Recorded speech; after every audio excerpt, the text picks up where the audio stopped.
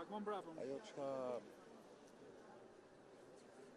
çfarë marra, çfarë konstatoja, çfarë prekshmërie ndodh shpirtërisht në këto momente, ndjej që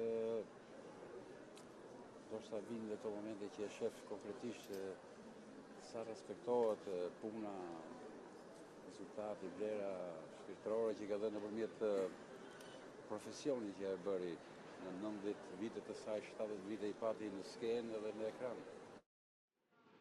Punoj me shumë, me tepër do thoya, dashuri, pasion, një lloj këmbgulje kështu që vetëm njerëz që duan forta, dëgjon, e kanë shumë brenda profesionin e tyre mund të arrijnë.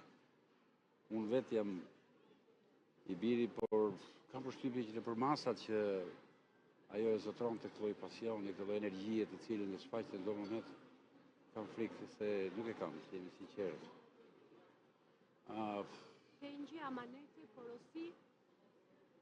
Porosi, porosi s'mund të janë. Mbyll jetën e saj në mënyrë normale, pavarësisht pati sa probleme si më thonë javët e fundit, 2 muajt e fundit, të karakterit shëndetësor, të karakterit pulmonave, si duket edhe lodhjet e vetë viteve bëjnë të vetën normale. Por ajo nuk kishte një natyrë të çuditshme që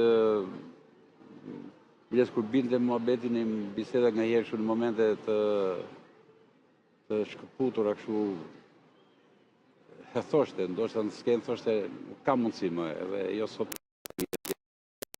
kena do lëvizje, do këmbët kur i thonë. Kurse ky filmi prapë kishte diku një tjetër punë. Por them se e mbylli ndoshta ashtu siç e desh dhe Zoti që roli i fundit që bëri me Spartak Pecani në Bolero, Vilin e Pleqjve, sikur përkoi edhe me jetën ashtu siç erdhi dhe filmi. Nëse duket kjo ishte edhe perdja e jetës që mbylli siç perdja e skenës, vjen ai fondali i zi dhe por rëndësi ka që fillim që mënyra se si po respektohet sot, sigurisht nga njerëz të fushave të ndryshme, po mbi të gjitha nga vjetra pafund njerëz të cilët janë thjesht njerëz, popull që publiku i filmave, i punëve të saj që ka lënë në ekran dhe të skenë. Kjo është kënaqësia më e madhe që mund të marri vetë familjarët, por mbi të gjitha dhe ajo në atë shpirtin e saj që sot largohet nga kjo botë. Faleminderit.